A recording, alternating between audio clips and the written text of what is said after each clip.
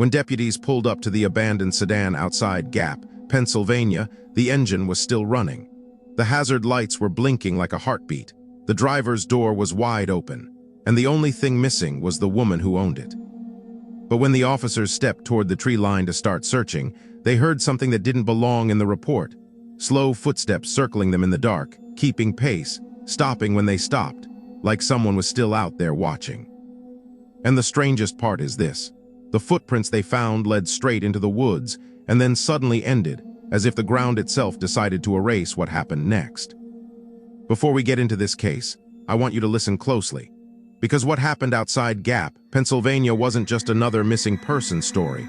Police documented details that still don't make sense, and the deeper you go, the more it feels like someone was out there that night. So if you're into real cases where true crime meets the unexplained, subscribe to our channel, and tell me at the end what you think was really walking in those woods. When police first arrived outside Gap, Pennsylvania, the car was still running. The hazard lights blinked in steady pulses, painting the trees in brief flashes of orange like a warning nobody could translate. The driver's door hung open into the night air, and the cabin light glowed over the empty seat like it was waiting for someone to come back and shut it off. Deputies noted it immediately. No broken glass, no skid marks, no obvious crash damage. Just an abandoned sedan pulled off where the road narrows, where the farmland fades into woods, and where the dark feels thicker than it should. The license plate came back to a local woman, 28 years old, no criminal history, no record of running away, no reason to vanish without leaving a trace. And yet the scene already felt wrong, like the road itself had paused to witness something it didn't want to explain. Dispatch logs later showed the first call came in at 2:07 a.m., placed by a passing driver who thought he saw someone standing near the trees. He couldn't describe the person clearly, only that the shape looked thin and still, like someone watching traffic instead of seeking help. By the time the deputies pulled up, the figure was gone. Their flashlights swept the brush, the ditch, the edges of the tree line, catching nothing but wet leaves and pale bark. The air smelled like damp soil and cold metal, and somewhere deeper in the woods, a branch snapped with a clean, dry crack. One deputy called out a name he didn't know yet, voice loud enough to sound confident, but not loud enough to hide the uncertainty underneath. There was no answer, only the wind moving through the gap between the hills, whispering in a way that felt almost deliberate. The woman was Marissa Lyle. That's what the registration said. A local raised nearby, the kind of person who knew these roads by instinct, who drove them late at night without thinking twice. Her purse was on the passenger seat, half open, cash still inside. Her wallet, too. That alone made the deputies exchange a look that lasted just a second longer than normal. People who walk away voluntarily don't leave their money behind. Her keys were still in the ignition. Her phone wasn't anywhere in sight. The deputy leaned into the car and saw something else. A faint smear on the inside of the driver's door, not enough to scream blood, but enough to tighten the throat. He didn't touch it. He just backed away, and the road suddenly felt less like a road and more like a boundary line between the normal world and whatever waited beyond the trees. It began with the obvious. Search the immediate area.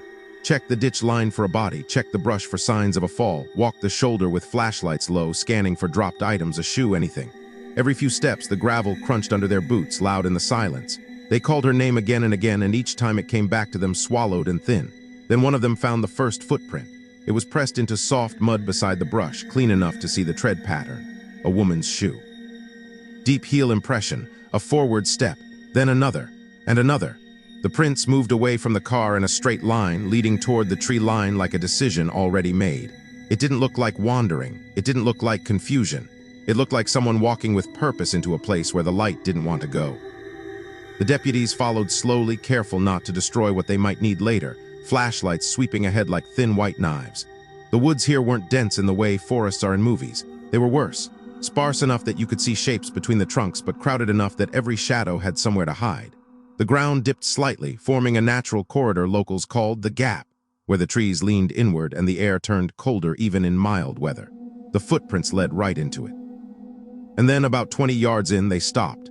Not faded, not scattered, just ended, like someone had stepped off the earth, like the ground had refused to hold the rest of the story. One deputy stood there, staring down at the last print, and without thinking he whispered, "Where did she go?" As if the woods might answer if spoken to gently. That's when they heard it. At first it was so faint they thought it was their own movement echoing back. A soft crunch of leaves behind them, then another. The deputies froze. The sound froze too. A few seconds passed, heavy and silent, and then one of the deputies shifted his weight slightly, just enough to make his boot scrape the ground. And the footsteps started again, slow and careful, circling to their right, always just outside the reach of the flashlight beam. The deputy swung the light in that direction, and the sound stopped instantly, like someone had learned the rules of being unseen. He held the beam there, breathing shallow, waiting. Nothing moved. No animal darted away. No human voice cursed at being caught. The darkness simply held its shape. When he lowered the light again to check the footprints, the steps resumed, closer now, deliberate, patient, like something following them in a way that didn't feel human at all. Protocols say you don't let your mind run ahead of evidence. But in that moment, evidence wasn't enough to anchor the fear. The deputies backed out toward the road, still scanning the trees, still calling out, now more sharply. Over the radio, one of them requested additional units and a K-9 team. He didn't mention the footsteps, not yet. It sounded ridiculous even in his head. But the silence between his words carried the tension anyway. When backup arrived, headlights washed the tree line in harsh white light, exposing branches and brush and nothing else. The footsteps didn't return with the extra people around. But the feeling remained, a heavy, watched sensation that didn't fade when the lights got brighter. Like whatever had been circling them wasn't afraid of being seen. It simply preferred not to be. By sunrise, the scene expanded.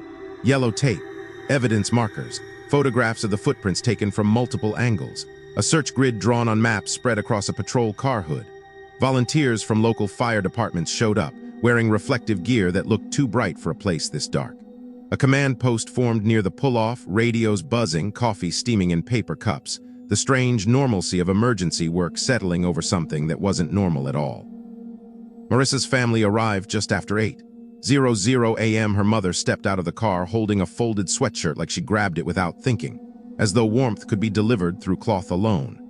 A detective explained what they knew, which was almost nothing, and what they were doing, which was everything they could.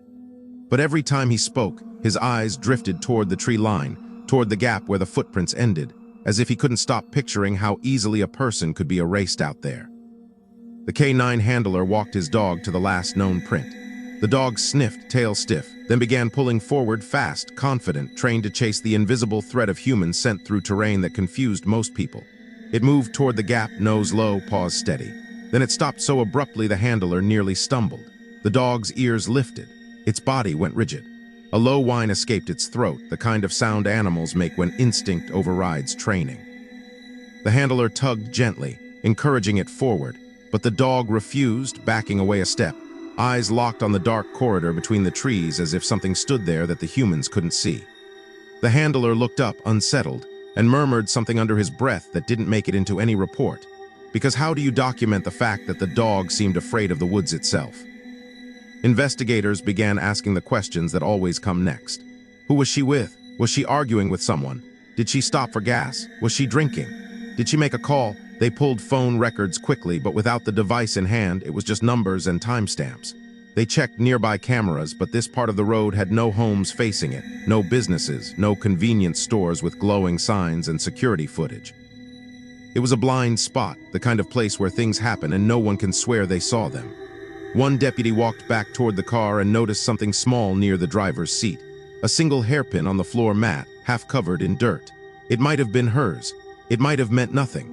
But it felt like the kind of object that falls when a head turns too fast, when a person is startled, when fear makes your hands forget what they're holding. That afternoon, searchers expanded outward, combing creek lines and low ravines, calling her name until their voices became rough. They found no clothing, no jewelry, no signs of a fight, just the woods, quiet and indifferent, swallowing sound as if it didn't want to share what it knew. Then around 4:00 p.m., a volunteer shouted that he'd found something. A phone. Face down near the base of a tree, screen cracked, lying too neatly to look accidental. It wasn't buried. It wasn't washed away. It sat there like an offering. The detective picked it up with gloved hands and turned it over, and in that moment the case felt like it shifted. Because if the phone was here, then Marissa had been here. And if Marissa had been here, then what exactly happened between the car and the last footprint that ended like a sentence cut off mid-word? They brought the phone back to the command post and tried the basics. No signal, low battery, no new messages. But when the tech later extracted the data, there was something buried in the files that made the room go quiet. A short accidental audio recording created in the early minutes after her last call, only 23 seconds long. Wind, faint breathing, and footsteps in the background, slow and steady, crunching leaves in a rhythm that sounded too close. Not rushing, not running, just approaching. Stopping, approaching again, like whoever, or whatever, was moving out there wasn't in a hurry. Like it had all the time in the world. And the most terrifying detail was the way the footsteps seemed to react to Marissa's movement, matching it like a shadow that didn't need light to follow. That night after the search teams went home, after the tape fluttered in the cold wind and the hazard lights were finally switched off, the gap was left alone again, just trees and darkness and the sound of nothing. But in the first responding deputy's report, written carefully in plain language, one phrase appeared that didn't belong beside words like terrain and weather conditions. It read, "Audible movement, unconfirmed source." No explanation, no speculation, just that. The kind of line you include when you're trying to be honest without being laughed at. And the question that settled over the case like fog was simple, unbearable, and impossible to ignore. If Marissa walked into those woods alone, then whose footsteps were recorded following her into the gap? If Marissa walked into those woods alone, then whose footsteps were recorded following her into the gap? That question didn't get spoken out loud at the command post, not in front of the family and not on an open radio channel, but it stayed in the spaces between everyone's words. It followed the detectives into their cars, into their paperwork, into the quiet drive home where the same stretch of road suddenly looked unfamiliar. The department treated it like a missing person investigation at first. Routine procedures, search patterns, a widening perimeter. But nothing about the evidence felt routine because the woods weren't giving them the kind of clues the woods usually give. No broken branches from a fall, no torn clothing, no dropped shoe, no desperate crawl marks in the mud.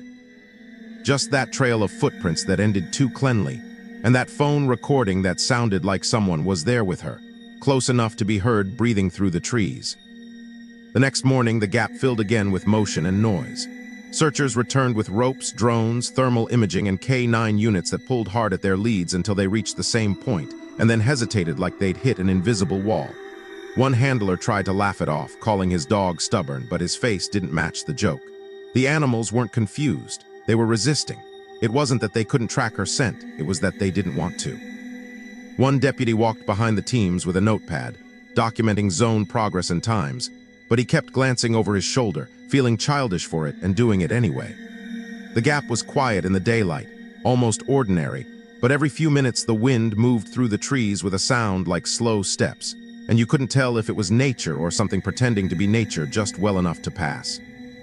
Inside the sheriff's office, detectives began rebuilding Marissa's night piece by piece. Cell tower pings placed her phone near her duplex until 1:32 a.m., then moving along the main road that cut toward the edge of gap. At 1:41 a.m., she made a call to her sister that lasted 9 seconds. There was no voicemail, no text afterward. That call became the last confirmed moment that Marissa was alive and in control of her phone. Investigators contacted the sister first, sitting her down in a small interview room that smelled like old coffee and paperwork. The sister's hands shook as she described answering the call half asleep. She heard nothing at first, just faint wind. Then Marissa's voice, low and strained, saying only one word, "Wait," before the line went dead. The sister swore she heard something else in the background too, something like slow crunching steps, and the detective wrote it down even though he didn't know what to do with it. Because sometimes all you can do is collect pieces and hope one day they form a shape. They checked Marissa's recent messages and social media activity. No threats, no suspicious conversations, no meetups arranged in secret. The kind of clean digital life that should have meant safety but instead made her disappearance feel even more unnatural. A coworker from the diner where Marissa worked late shifts told police she'd been off lately, distracted, complaining of being tired even when she'd slept. When asked why, the coworker hesitated, then admitted Marissa had mentioned hearing footsteps near her home at night, slow steps on the porch, pacing sounds that stopped when she checked the peephole. The coworker had laughed it off at the time, told her it was raccoons or stray cats. But now she looked sick with regret because she remembered Marissa's face when she said it. Not dramatic, not playful, just quietly afraid, like she didn't want to give the fear too much power by describing it in detail. That detail pushed detectives to search Marissa's duplex more thoroughly. The place was small, neat, the kind of home where everything had a place because disorder felt stressful. There were dishes in the sink, but nothing rot. Her bed was unmade, but not in a way that suggested a struggle, more like someone had slept badly and gotten up quickly. In the living room, a small camera was mounted facing the front porch, a cheap home security setup she'd installed herself, except the camera was dark. Unplugged, the cord wasn't cut or damaged, just removed from the outlet and tucked behind a plant pot as if someone had taken the time to hide the fact that it was off. A technician dusted the plug and found no readable prints. Not Marissa's, not anyone's. That meant it had been wiped clean, and wiping is not something accidents do. Wiping is a choice, a careful one. The detective stared at that outlet longer than he should have, thinking about how close someone would need to be to enter her space and disable her only line of protection without leaving anything behind. The more they looked, the more the case slipped between categories. A missing adult could be voluntary, but the running car and purse said no. An abduction would leave signs, but the scene was too clean. A mental health crisis could explain walking into the woods, but toxicology later would show no substances that might trigger confusion, and her family insisted she'd been stable, grounded, not the type to wander off into darkness for no reason. Another investigator pulled Marissa's driving history, looking for previous accidents, prior roadside calls, anything that suggested she might stop her car and step out impulsively. There was nothing. She was cautious, predictable. The kind of person who took the same routes, parked in the same spot at work, locked her doors twice. And yet on this night, she left her car door open like she forgot fear existed for a moment, which meant something had made her move fast. Near the end of day 2, the search team leader requested permission to bring in a state police unit with better aerial equipment. Drones flew above the tree canopy, their cameras picking up heat signatures of deer and small animals moving through brush. Nothing human. No body curled under leaves. No bright flare of warmth indicating someone still alive. Searchers went deeper anyway, pushing through thickets and down into creek beds, their boots sinking into wet ground. A few of them reported hearing footsteps behind them the same way the first deputies had. It became a pattern. When teams walked, a faint crunch followed. When they stopped, the sound stopped. When they turned their lights toward it, there was nothing. Some refused to talk about it afterward because they didn't want to be mocked. Others documented it quietly, describing it as possible wildlife movement. But everyone knew wildlife didn't behave like that. Animals don't mirror you. Animals don't circle like they're curious about your fear. On the third day, the weather turned colder. A thin mist clung to the low ground, and the gap looked like it was breathing. Investigators returned to the roadside again, photographing, measuring, trying to find anything they missed the first time. That's when a trooper noticed something subtle. The driver's door in 2 early scene photographs didn't match. In the first image, taken as deputies arrived, it was wide open. In the second, taken minutes later, it appeared slightly more closed, not fully shut, but closer than before. Wind could move a door, but not gently and not with that kind of stop. A door swings. It doesn't hesitate. That small difference sat like a thorn in the evidence. Someone could have touched it. Someone could have returned to the car after Marissa left it. Someone could have been watching the police arrive and then retreated back into the woods like smoke. They pulled dashcam footage from the first responding unit. The video itself looked like nothing at first. Headlights, trees, the sedan's flashing hazards. 2 deputies stepping out, flashlights raised, voices calm. But the audio was clearer than anyone expected. You could hear their boots on gravel, their breathing, a distant radio chirp.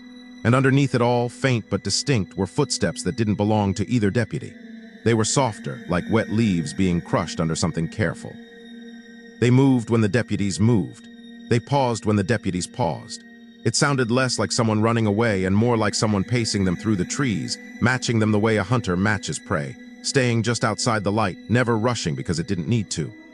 A technician enhanced the sound, filtering wind and engine noise, and the steps only became more obvious, a steady rhythm that made the room go quiet in a way no one could fake. One deputy, watching the footage back, rubbed his face and said almost to himself, "That's what I heard."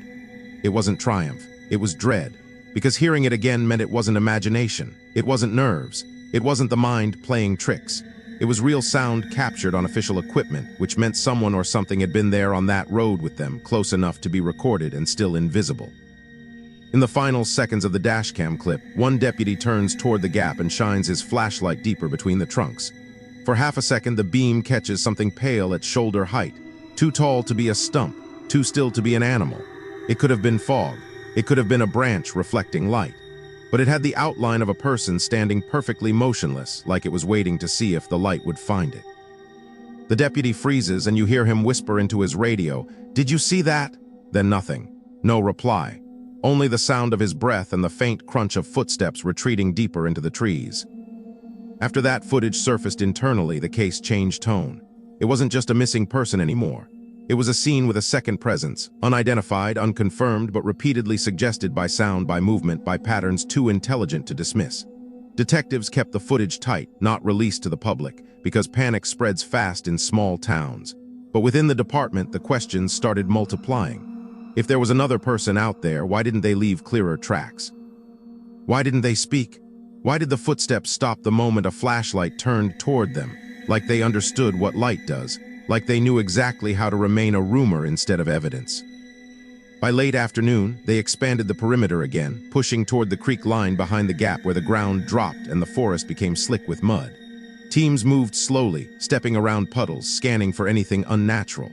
A volunteer found a hair tie caught on a branch, pale pink, matching the kind Marissa wore. It wasn't proof, but it was a thread. Another searcher found a shallow scuff in the dirt that looked like someone had slipped and caught themselves.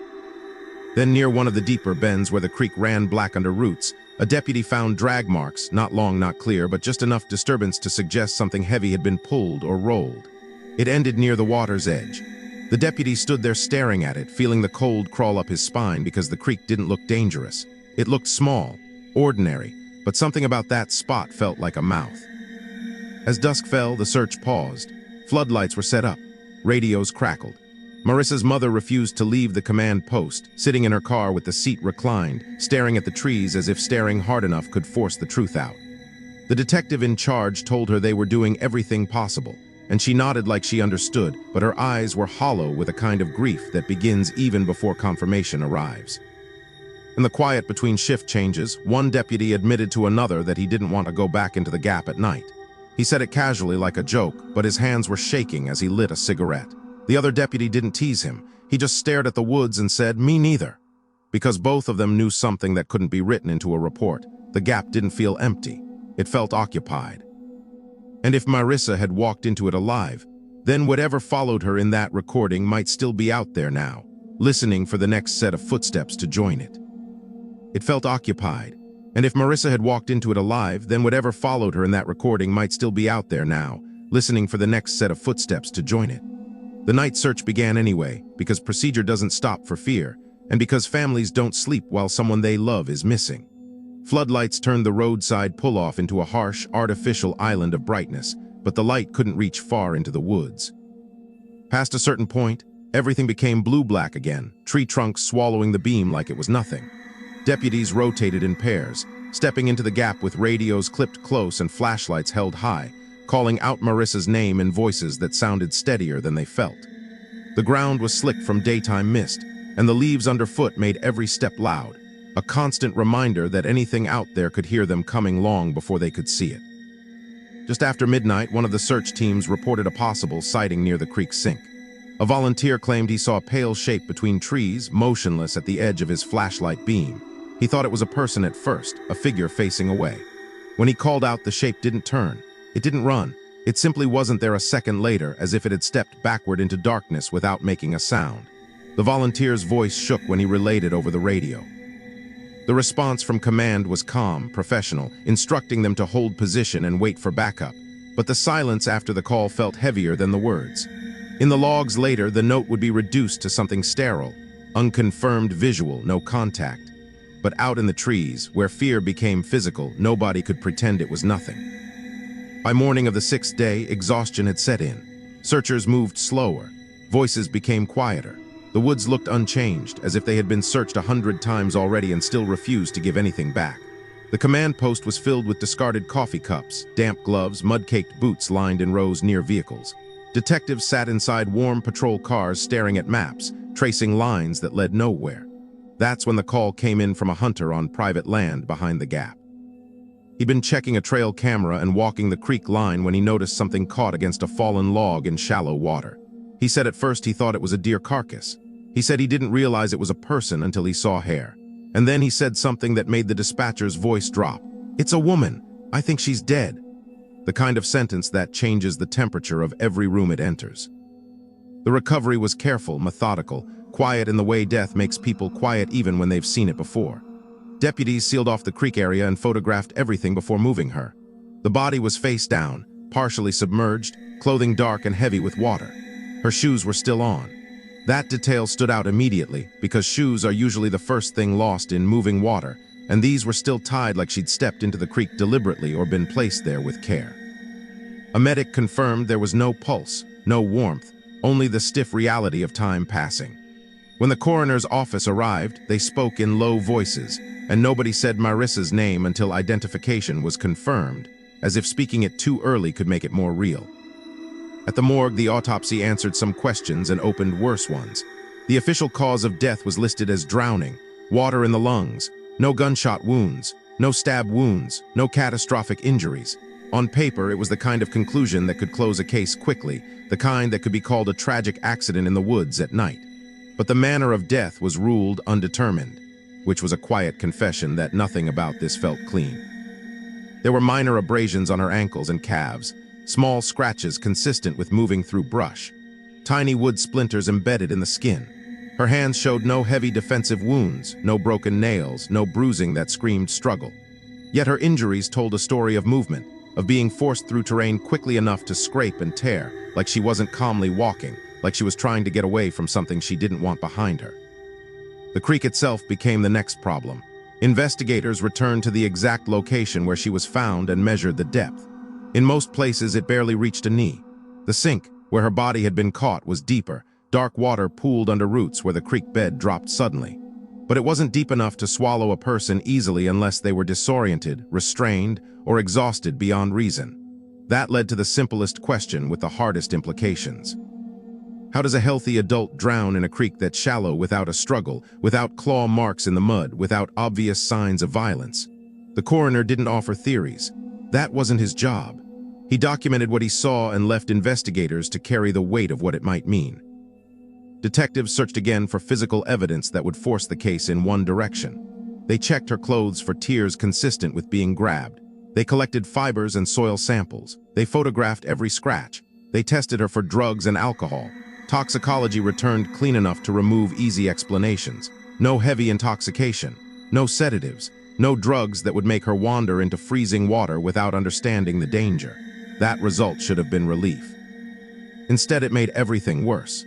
Because it meant Marissa's choices that night were likely made with a clear mind, which meant she either walked into that creek deliberately, or someone guided her there, or she was running from something she could hear but couldn't see. Her family's grief hardened into anger when they were told the manner of death was undetermined.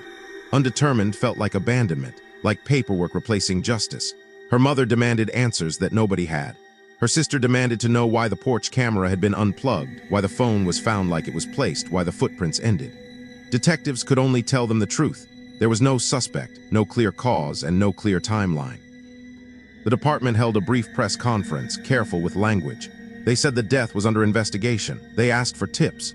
They described Marissa as beloved, known in the community, and deeply missed.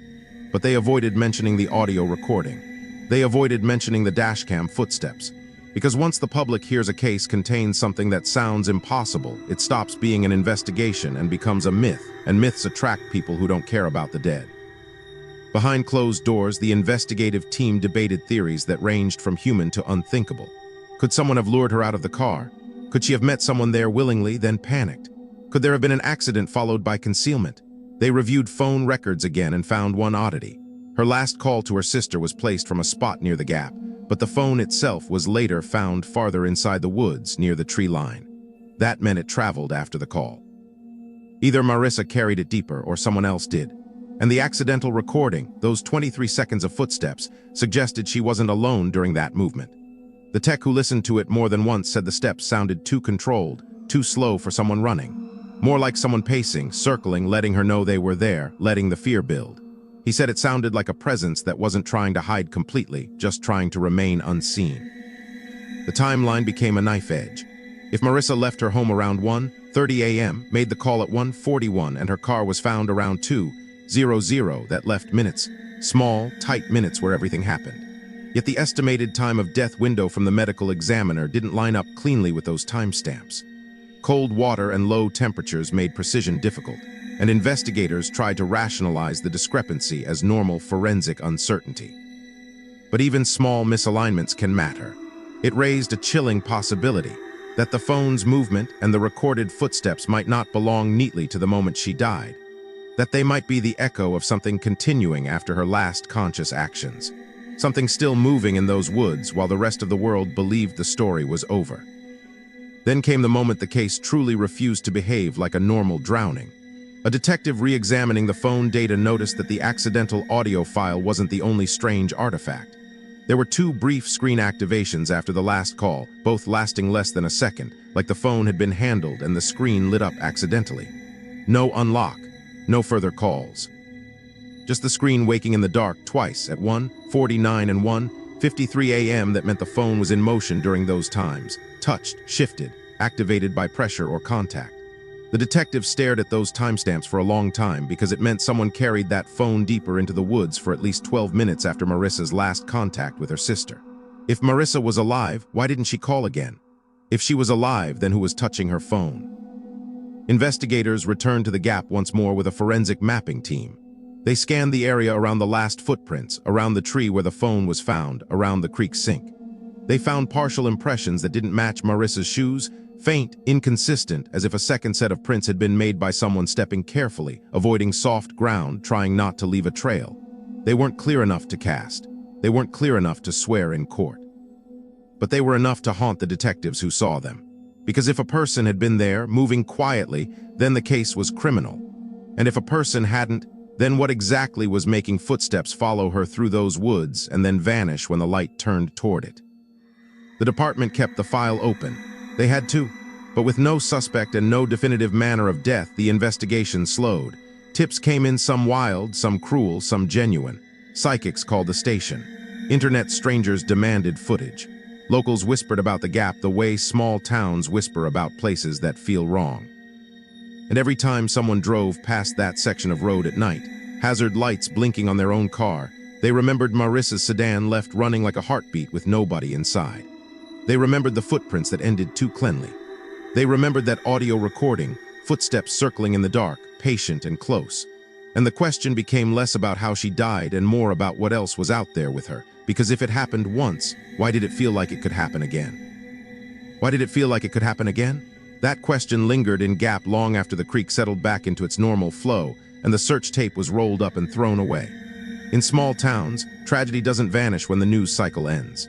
It lives in grocery store aisles, in hushed conversations outside church, in the way people lock their doors quicker at night without admitting why.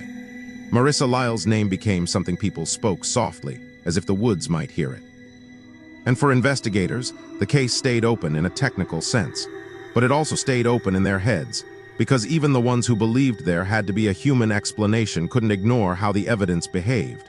Almost like it was designed to stop just short of certainty, to keep the truth always one step deeper into the dark. 2 weeks after the funeral, the detective assigned to the file requested a second review from state police, hoping fresh eyes would find what the local team couldn't.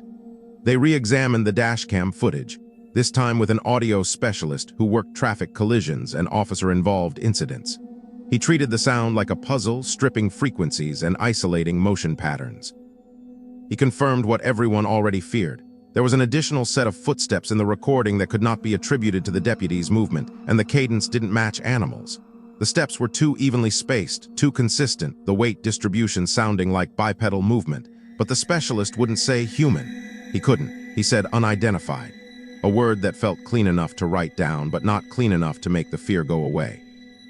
Because unidentified wasn't a resolution. It was a door left half open. The department tried to treat it as a homicide until proven otherwise. They compiled a list of anyone with a history of violence in the area, anyone recently released, anyone connected to Marissa's workplace. They pulled traffic camera footage from nearby intersections, hoping to spot her sedan earlier that night, hoping to catch another vehicle following her. Nothing clear surfaced. They canvassed again for witnesses, knocking on doors, asking if anyone heard screams, saw headlights, noticed movement. Most people had been asleep. Some admitted they'd heard something, voices maybe, a car door slam, footsteps on wet ground. But nobody could provide an account strong enough to build a case. It was like the night itself had swallowed sound the way the creek swallowed her, leaving only fragments behind for people to argue over. Then came the witness interview that refused to leave the detective's mind. A man living about 2 miles from the Gap called after seeing Marissa's case mentioned on television. He said he hadn't wanted to get involved because he didn't want attention, didn't want police on his property, didn't want the town looking at him like he was part of it. But guilt had started chewing at him. He told detectives that around 1:50 a.m. on the night Marissa disappeared, he was outside on his porch smoking. He heard footsteps in the distance, slow, wet, leaf-crunching steps. But the road near his home was asphalt, and the trees there didn't drop leaves thick enough to make that sound. He looked toward the dark and saw what he thought was a woman moving along the edge of the tree line, arms held close to her body like she was cold or frightened. And behind her, he said, there was another figure that didn't move the way a person should. It didn't stride confidently. It didn't run. It seemed to drift in small increments, pausing whenever she paused, like it was imitating motion without truly understanding it. The man admitted that was when he went back inside and locked his door, because in that moment he didn't feel like a witness. He felt like prey. The detective documented the statement, asked follow-up questions, requested a sketch, but the man couldn't describe a face. He couldn't describe clothing. He only repeated the same phrases. It didn't move right, and it felt like it knew I was watching. The detective wanted to dismiss it as fear and darkness. He wanted it to be a misinterpretation, because anything else would mean accepting that something unknown was present in the last minutes of Marissa's life. But the witness's description matched too closely with the patterns already seen. Footsteps that stopped when attention turned toward them. Movement that stayed just outside clear light. A presence close enough to follow without ever revealing itself. One investigator later said it felt less like a person hiding, and more like a thing that didn't want to be seen, not because it feared capture, but because being unseen was part of what it was. As winter settled in, reports began trickling into the sheriff's office. Small, strange complaints that normally wouldn't reach law enforcement at all. A couple walking their dog near the Gap claimed they heard footsteps behind them on an empty trail, steady and close, but when they turned there was nobody. A teenager driving home late swore he saw someone standing at the same roadside pull-off where Marissa's car was found, a pale outline barely lit by his headlights, and when he blinked it was gone. A delivery driver taking a shortcut through that road at night reported that his truck cab camera recorded faint tapping and crunching noises on the outside, like something walking alongside him in the trees, keeping pace until he reached open farmland again. None of these reports were strong enough to open a new case. But together, they formed a pattern that made the Gap feel less like the location of a single tragedy, and more like a place where something repeated itself quietly, waiting for the right conditions. The sheriff's office did what offices often do when faced with reports they can't classify. They archived them, filed them under suspicious circumstances without follow-up. But the public didn't archive anything. Locals began calling it Footsteps a Gap, as if naming it could contain it. People warned their kids not to park there at night. Hunters avoided the creek's sink. Couples stopped taking evening walks near the tree line, and yet a few curious people did the opposite. They went looking. They drove out with flashlights and cameras, trying to capture proof, trying to force the woods to confess. Most found nothing. Some heard things they couldn't explain and never went back. And one of them left behind a piece of evidence that made detectives reopen the file, if only briefly, because sometimes the dead aren't the only ones who leave recordings. A young man posted a short clip online taken just after midnight near the Gap, a shaky video of darkness and trees lit by a phone flashlight. The footage looked like 1,000 other amateur haunted woods recordings, heavy breathing, nervous laughter, a friend whispering behind the camera. But the audio was different. You could hear the boy's steps in the leaves, then another set of steps behind him, slightly delayed, matching his pace too perfectly to be coincidence. At one point he stopped walking, holding his breath. The second set of steps stopped too, almost instantly, like it had been trained. He whispered, "Do you hear that?" And the camera tilted toward the darkness, nothing visible, only sound. And then in the final seconds you hear something that made people replay it again and again. A soft exhale, close to the microphone, not his, followed by a single slow step forward, as if whatever was behind him had leaned in to make sure he knew it was there. The video spread fast. The sheriff's office dismissed it publicly, calling it unverified internet footage, but privately they requested the original file. Metadata confirmed it was recorded on that road within a mile of the original scene. It didn't prove murder. It didn't prove anything supernatural. But it proved the sound pattern could happen again, and it proved that multiple people were now reporting the same unnerving behavior. Footsteps that reacted to attention, that stayed close without appearing, that moved like something testing the boundary between seen and unseen. Investigators listened to the clip in the same silent room where they'd listened to Marissa's phone recording months earlier, and the mood was the same: quiet dread, the sense that they were hearing something they didn't have language for. In early January, the detective assigned to the case visited Marissa's sister again, not to deliver news, but because he couldn't shake the unplugged porch camera detail. He asked if Marissa had ever mentioned anyone coming near her home. The sister hesitated, then opened a notebook she'd been keeping since the disappearance, pages filled with dates and memories written like prayers. She pointed to an entry from a week before Marissa died. Marissa had called her late at night crying, whispering, saying she heard footsteps on her porch again. The sister had urged her to call police. Marissa refused. She said, "It stops when I look." Then she said something even more chilling. "It feels like it's waiting for me to stop looking." The detective read those words twice because they didn't sound like paranoia. They sounded like someone describing a pattern. Like someone describing a presence that learned behavior, adapted, and waited patiently for the moment when attention drifted and the target became vulnerable. There was no way to prove any of it. The porch camera footage was gone because it had never been recorded. The outlet plug was wiped. The gap offered no fingerprints, no DNA, no weapon, no clear suspect. Even the footprints had stopped short of giving investigators a second set they could match to a shoe size. And yet the case refused to die quietly, because the evidence, the sound, and the repeated witness claims all pointed toward the same unsettling idea. Marissa might not have been alone that night. Something followed her from the moment she stepped out of her car, stayed close enough to be heard on her phone, and remained close enough to circle police in the woods. If it was human, it was careful and experienced. If it was, then what exactly had been walking beside her, unseen, step for step, until the creak finally took her voice away? By the time spring returned, the town looked normal again from a distance. The road was just a road. The trees were just trees, but people who lived there knew better. They knew there was a spot outside Gap where the air felt colder, where the darkness seemed to press down harder, where even animals hesitated. And if you drove past the pull-off late at night, you might see nothing. But you might also feel it, that quiet sensation of being watched from the tree line, that instinct to speed up without knowing why.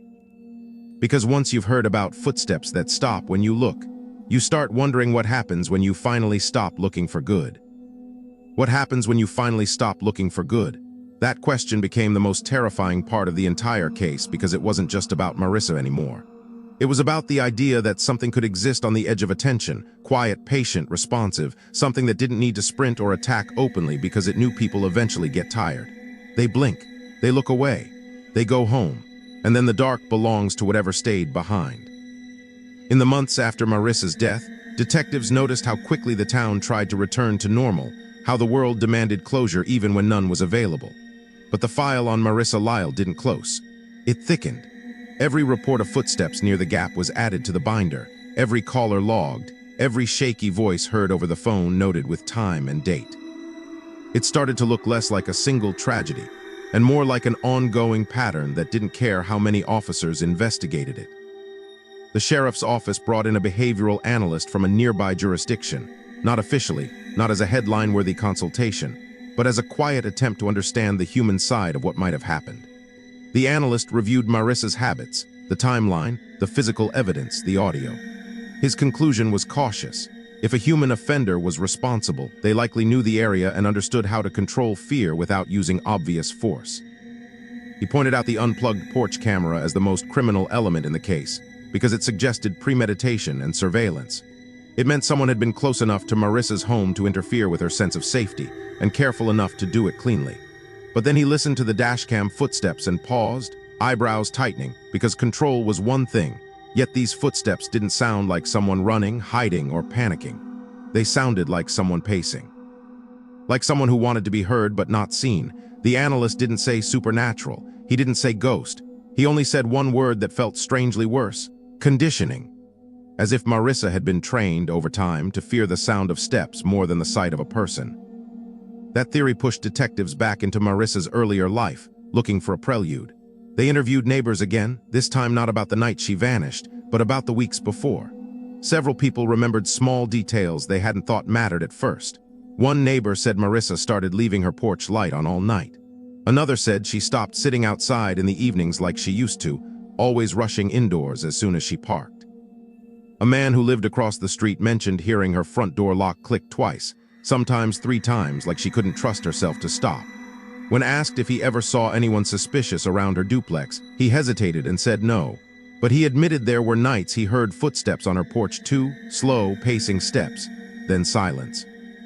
He assumed it was raccoons until he realized the steps always came at the same time, always around 1:00 a.m., always steady and measured like someone wearing shoes. And the most unsettling part was his final observation. It stopped when the light came on, like whatever it was understood when it was being watched. Investigators checked 911 call history from her address. There were none. That matched what her sister said. Marissa didn't want to call police about something she couldn't prove, but fear doesn't require proof. Fear just requires repetition. One detective noted in his personal notebook that Marissa's last week of life looked like escalation. The porch camera disabled, the footsteps outside, then a sudden night drive that ended with her car abandoned at the gap. It felt like a sequence, like the final act of something that had been building quietly behind the scenes. But if that's true, then the gap wasn't the beginning of the horror. It was simply where it finally became visible. The department requested phone location history in more depth, pulling data to see whether Marissa had been near the gap before. The results were strangely normal. She hadn't been there late at night. She hadn't made a habit of stopping on that road. Her routes were predictable: home, diner, grocery store, sister's place. But one location ping from 2 nights prior caught attention. A brief stop near an old overlooked pull-off not far from the gap, lasting under 2 minutes. Not enough to be meaningful in most cases, but in this one, every minute mattered.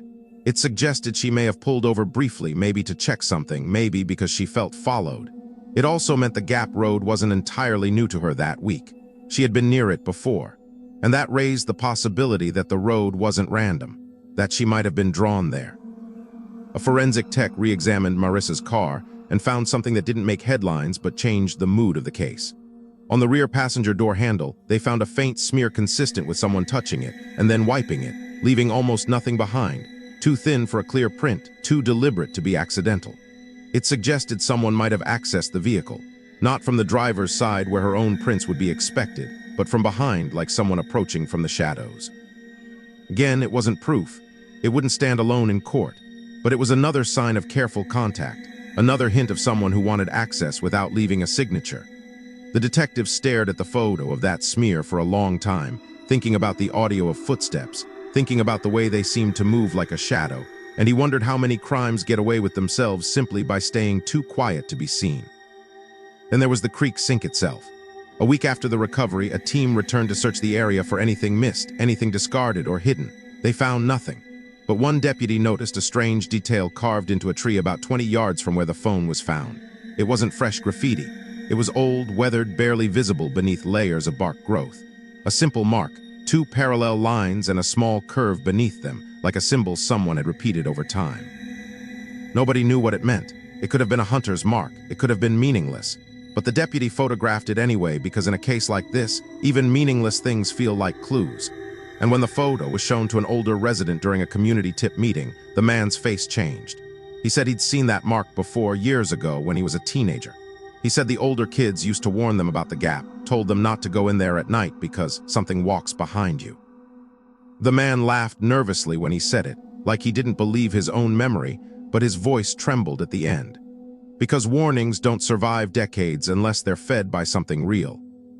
That comment opened a new folder in the case file, local history. Detectives began looking into older incidents near the gap, crashes, missing pets, strange reports filed and forgotten. They found a few scattered entries going back years. A hiker who claimed he got lost in daylight because the trail felt wrong. A couple who reported hearing footsteps outside their tent but no one was there. A drunk driving arrest where the driver insisted he wasn't running from police. He was running from the sound behind him. Most of those reports had been dismissed as intoxication, nerves, misinterpretation. But stacked together, they formed a faint outline of something persistent. Not a haunting story with glowing eyes and dramatic screams. Something quieter, something behavioral, a place where people repeatedly felt followed. Still, none of that explained Marissa's death. The only way to solve the case was to prove a human offender. Investigators continued checking leads, registered offenders, violent histories, strange vehicles reported in the area. One tip named a local man who often parked near the gap late at night. Deputies interviewed him and found nothing actionable. Another tip claimed a transient camp existed deeper in the woods. Search teams found old fire pits and trash, but no signs of current habitation. The case remained trapped between theories, the most frustrating kind of case, because it gives you just enough to keep chasing and never enough to catch. What haunted the detectives most wasn't the lack of evidence. It was the behavior of the unseen presence described across different accounts. It wasn't aggressive, it didn't rush, it didn't burst out screaming. It followed, it mirrored, it stayed close. It stopped when people turned and looked like it understood the power of attention. And the longer the case stayed unsolved, the more it felt like that was the point. Like whatever happened to Marissa wasn't meant to be proven cleanly. It was meant to remain a question, a quiet fear that spread from one person to another like cold air seeping under a door. Because if Marissa's last recording captured footsteps behind her, and those same kinds of footsteps kept showing up months later, then how could anyone be sure the thing that followed her ever left? How could anyone be sure the thing that followed her ever left? That was the final shape of the fear in Gap, Pennsylvania. Not a monster with a face, not a ghost in a white dress, not something you could point to and name. It was the idea of a presence that stayed just outside certainty, just outside the reach of flashlights and evidence bags, close enough to be heard but never close enough to be caught. The investigators had done what they were trained to do. They mapped the terrain, collected what little physical evidence existed, reviewed footage, interviewed witnesses, rebuilt timelines until the numbers blurred. But the deeper they went, the more they ran into the same wall. The case refused to become one single thing. It would not settle into homicide. It would not settle into accident. It hovered in that terrible middle ground where reality becomes thin, where even professionals start to speak softer without realizing it. In the second year after Marissa's death, the file was reassigned twice. Not because anyone gave up, but because time wears people down. New detectives would open the binder and feel the same chill the first team felt, not from the photographs themselves, but from the way the story moved. A running car in the dark, a door left open, footprints that ended too cleanly, a phone recording of someone approaching in slow, deliberate steps, dashcam audio capturing movement that mirrored law enforcement in the woods. A body found in water too shallow to easily claim a life. The new investigators would circle the same questions and land in the same silence, because none of it behaved the way evidence is supposed to behave. Evidence is supposed to clarify. This evidence only deepened the shadows. Marissa's family kept pushing for answers. They petitioned for the case to be formally treated as suspicious, not undetermined. They asked for federal assistance, for advanced forensic review, for any outside agency willing to look at it with fresh eyes. They were told there was not enough to justify escalation. No suspect, no confirmed foul play, no confession, no obvious crime scene beyond the abandoned car. Those words sounded practical to officials. To the family, they sounded like another kind of loss, like Marissa was being taken twice, once by whatever happened in the woods, and again by a system that couldn't name the threat. Her sister began speaking publicly, giving interviews, asking anyone who'd driven that road to come forward if they saw anything. She said she didn't want theories, she wanted facts. But in her eyes, you could see the exhaustion of someone trying to force truth out of a place that seemed built to hide it. Then, in a way that felt almost cruel, another incident occurred near the Gap. Not a disappearance, not a death, but something that echoed too closely to ignore. A college student driving home late reported his car stalled near the same pull-off. He called roadside assistance, then waited in his vehicle with the doors locked. He later told police that while he sat there, he heard footsteps outside, slow and wet, crunching like leaves even though he could see bare gravel through his windshield. The footsteps circled the car once, then stopped directly beside his driver's door. He said he didn't look, he couldn't, because something in him knew that if he looked it would stop, and if it stopped he would never know where it went. The student stayed frozen, breathing shallow, and after nearly a full minute the footsteps moved away again, slow and patient, disappearing into the trees as calmly as they had arrived. He waited another 10 minutes before daring to move, and when the tow truck finally arrived, he told the driver he wanted to leave immediately. No questions, no inspection, no curiosity. Just gone. When police asked why he didn't exit the vehicle, he answered with a simple sentence that matched Marissa's sister's notebook entry in a way that made the detective's stomach turn. It felt like it was waiting for me to stop paying attention. The report went into the same archive as the others, unconfirmed. No visual contact, no evidence of a crime, but for the people who read it, the pattern tightened. It wasn't just a story people told after Marissa died.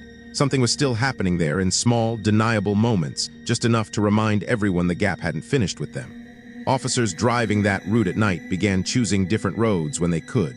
Locals stopped pulling over there for phone calls. Teenagers stopped daring each other to walk the trail after dark, not because they believed in ghosts, but because it only takes one true story to make fear feel practical. And Marissa's case, with its documented contradictions and lingering recordings, had become exactly that kind of story. The last official review of the evidence didn't produce a breakthrough, but it produced a statement that felt like the closest thing to honesty the system could allow.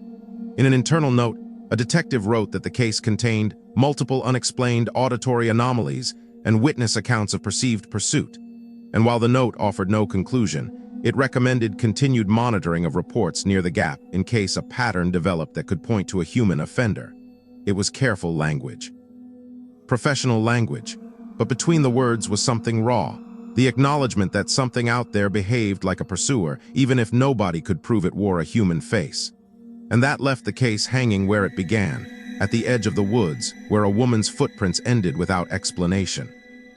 If the truth is purely human, then someone out there got away with an almost perfect crime, using darkness and geography like tools, leaving behind only enough trace to keep investigators chasing fog. And if the truth isn't purely human, then Marissa wasn't hunted by a weapon, but by a presence, something that moved when she moved, stopped when she stopped, followed when she tried to get away, and stayed silent enough to remain a question instead of a conviction. Either way, the ending is the same.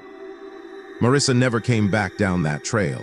The gap kept what happened next, and the people left behind were forced to live with the worst kind of uncertainty, the kind you can't arrest, can't bury, can't close with a final report.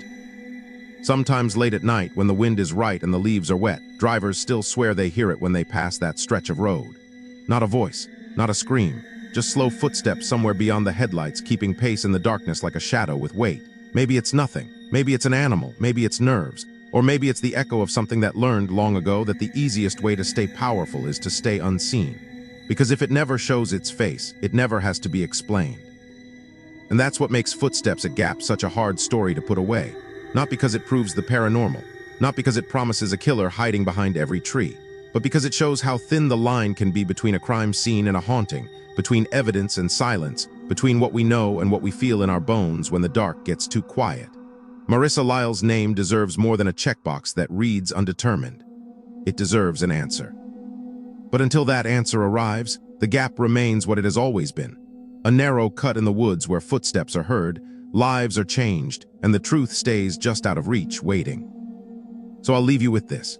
If your car died on that road late at night, and you heard slow footsteps circling you in the dark, footsteps that stopped the moment you looked, would you step out and try to see what it was, or would you stay locked inside, holding your breath, praying it passes you by?